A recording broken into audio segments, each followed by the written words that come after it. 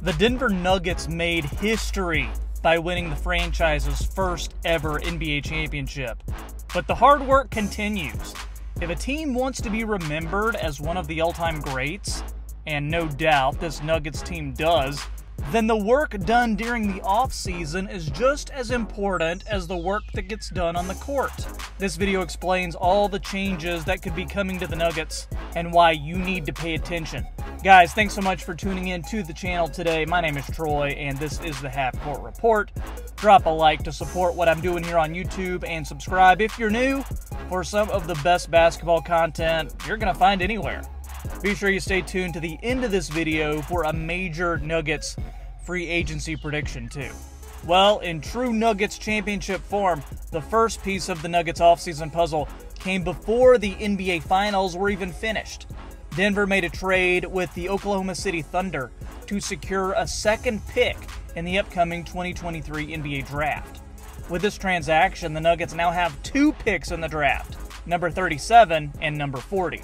And it's important that the Nuggets have these selections and the opportunity to add some young pieces to the roster, especially since they don't have a first-round pick this year. Additionally, Denver could be losing as many as 6 of their veterans off the team due to their contracts coming to an end. Reggie Jackson, we barely knew you. The good news, though, is that all of Denver's starters are under contract for next year, so they'll be able to run it back with the main pieces. But role players are often the difference between being a good team and being a great team. So replacing the guys who won't be returning with guys who fit the Nuggets style of play will be crucial.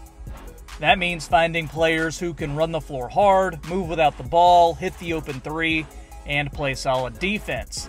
I've compiled a list of who I feel would be some of the best bets to be picked by the Nuggets with those second-round picks. First up is Andre Jackson. No, that's the wrong picture. That's Andrew Jackson. You know, the former president? I need to fire my editor. Andrew Jackson's only 6'1", and he's been dead almost 200 years. I'm not sure I'd want him taking up a roster spot. Can we put up the right picture, please? So Andre Jackson, yeah, thank you, there we go. Andre Jackson, now this is a guy who could be special.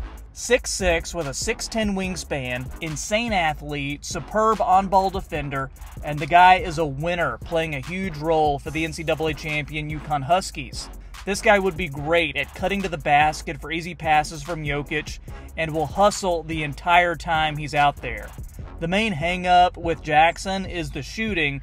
It just has to be better. But the Nuggets found creative ways for Bruce Brown to thrive on this team, and he's not the best shooter, so I think they could do the same for Andre Jackson.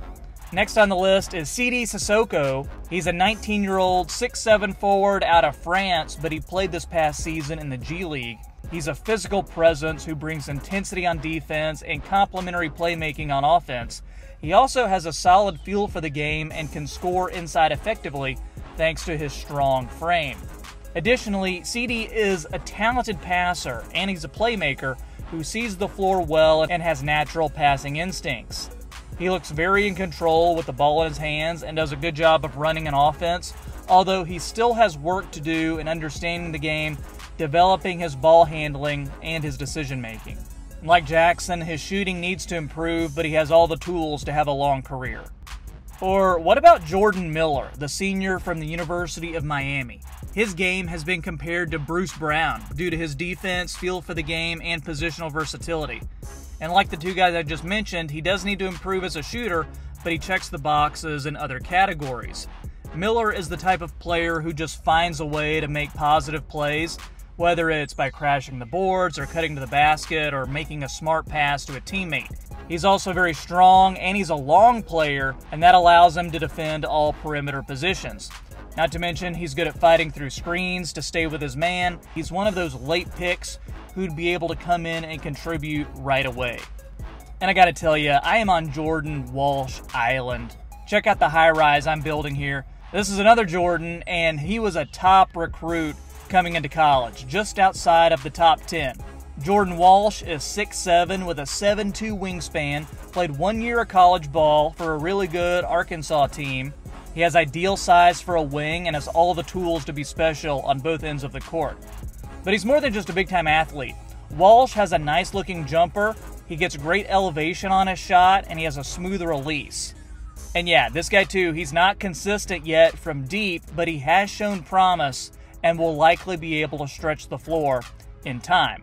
His calling card, though, is his defense. Walsh is a lockdown defender on the perimeter who plays an aggressive style, and he really gets after the ball. I actually like Walsh better than Peyton Watson, who the Nuggets drafted at the end of the first round last year. So let me know in the comments who you want the Nuggets to pick. And I said at the top of this video that I was going to have a big prediction for you regarding Nuggets free agency. Well, it's more of a two-part prediction. So first, I predict that Bruce Brown won't re-sign with the Nuggets. Not because he doesn't want to, I just think when it's all said and done, the Nuggets won't be able to afford to keep him. So that's not really a surprise. So the second part of this prediction is that the Nuggets will end up signing Donte DiVincenzo. He played last year with Golden State and had a pretty good year. DiVincenzo is a good ball handler, but better with another lead playmaker. Enter Nikola Jokic. He's also a good shooter, shooting 36% from deep for his career.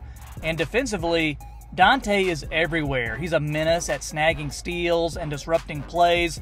He would be an excellent addition to the Nuggets rotation. Now, if you'll excuse me, Calvin Booth just offered me a job in the Nuggets front office.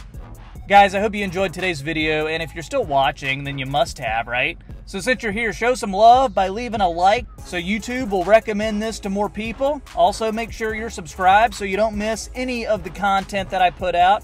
Check out the boxes on the screen for more NBA videos like this, and I'll catch you next time on the Half Court Report. Have a great day.